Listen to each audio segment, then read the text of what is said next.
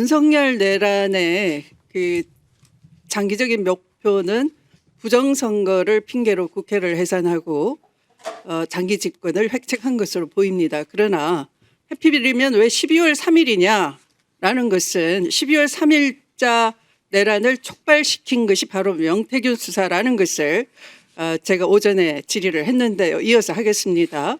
PPT 한번 보시죠. 이것은 명태균 수사 보고서인데요. 보고서의 발신란을 보시면 창원지검 수사과장 검찰 수사 서기관으로 돼 있고요.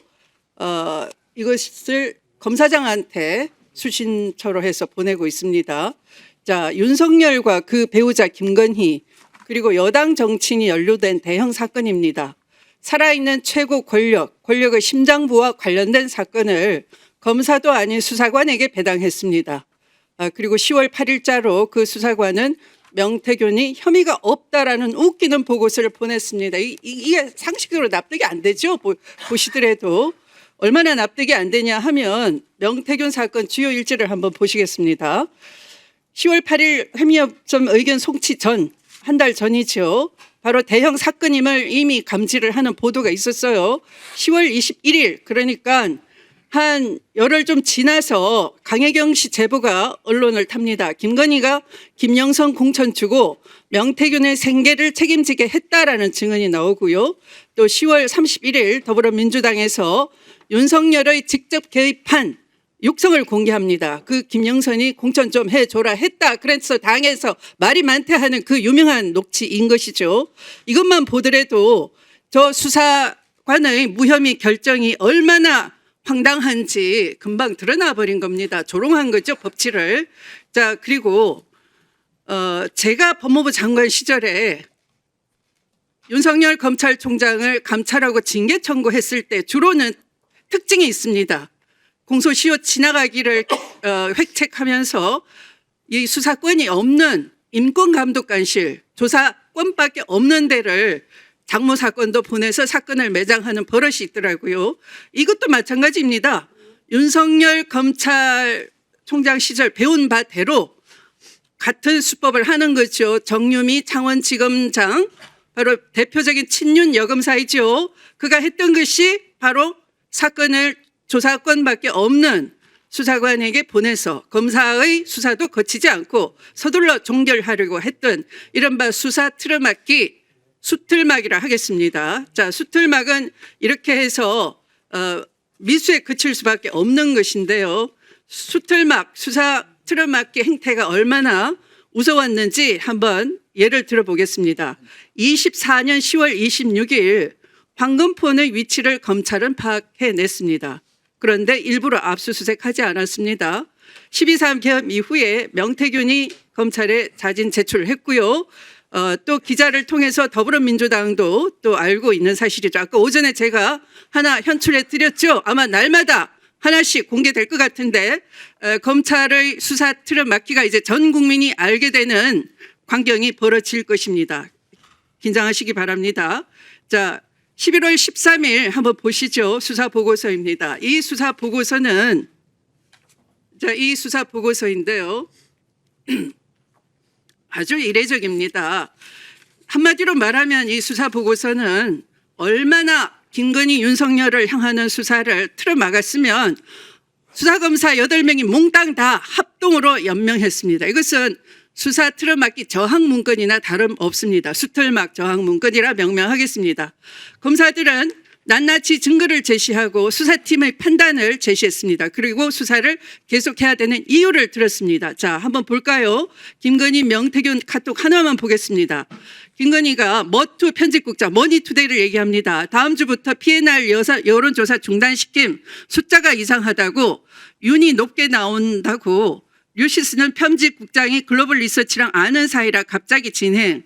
그리고 김건희가 계속하죠. 이재명 쪽에서 머투의 PNR 조사 문제 삼아 왔음. 그게 통한 듯 머투의 항의가 필요하다라고 합니다.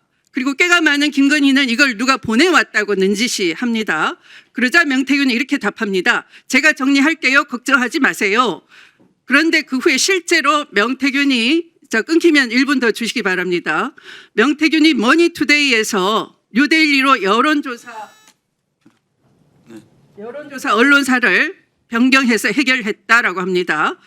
김건희는 명태균이 제공하는 여론조사를 단순 참고용으로 제공받은 것이 아니라 명태균에게 윤석열 후보에게 유리한 여론조사를 요청한 것으로 의심할 만한 정황이 있으니 이를 수사해야 한다고 수사팀 8명이 강조했습니다. 이 수사팀의 수사 보고서가 11월 13일 있었는데요. 그리고 명태균 구속된 이후에 수사는 잠잠 오리무중이고요. 그 사이에 내란이 일어났고요. 자, 결론적으로 강혜경으로부터 이 인원 증거 다 제출받았습니다. 강혜경은 검사의 수사 의지를 본 것이죠. 신뢰하고 줬더니 수사에 이렇게 적극적인 검사를 검찰은 수사에서 배제해버렸습니다. 자, 여태까지 윤석열이 한 짓은 어땠나요? 중요 사건을 수사한 이후에 공판에서 설령 그 검사가 타지로 전출을 하더라도 직관을 시켜가면서 수사를 집요하게 했습니다. 자, 대급 차장님, 조속히 수사 내용을 다 알고 있는 수사팀을 합류시켜서 수사 효율성을 높이고 이것을 철저하게 수사하지 않으면 내란의 진정한 동기, 숨은 동기 수사할 수 없다고 봅니다. 어떻게 하시겠습니까? 네, 의원님 답변 드려도 되나요? 네. 하도 많은 말씀하셔갖고요. 우선 그 수사과 배당이 수사 의지가 없냐 말씀하셨는데 사실 이제 저희가 사안이 가볍거나 하면은 경찰에 이첩을 해버립니다.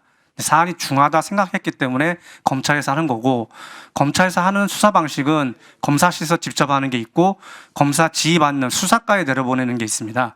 그래서 이거는 사안의 중요성을 깨닫고 경찰에 안 내려보내고 수사과에 내려보는 겁니다. 그래서 무혐의를 했어요. 그리고 이제 위원님, 그리고 이제 수사과에서 송치를 할 때 무혐의 된 거는 그때 이제 그 수사가 그 선관위에서 고발된 거하고 수사 의뢰된 게 있는데, 수사 의뢰된 게 기부행위에 관련된 건데 기부행위에 관련된 법리 검토해 보니 이거는 기부행위가 아니고 정자법 위반이다 해서 기부행위에 대해서 수사 의뢰된 걸 무혐의한 거고 정자법으로 저희가 따로 구속을 한 겁니다.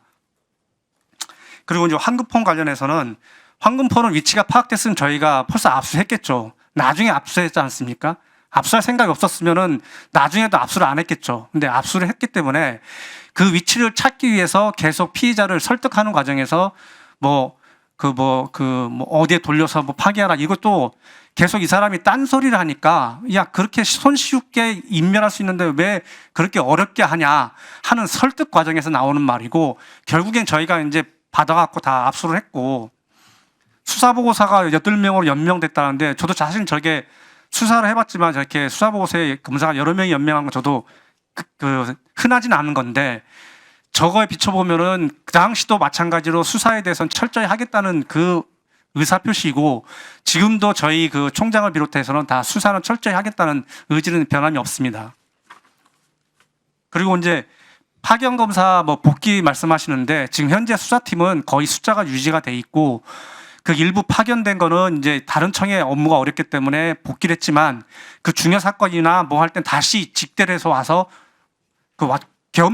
겸용을 하면서 수사를 하고 있는 겁니다. 그래서 현재 수사팀은 숫자는 제가 알기로는 1명은 늘었지 줄어들진 않았던 걸로 알고 있습니다. 하여튼 철저히 수사하도록 하겠습니다.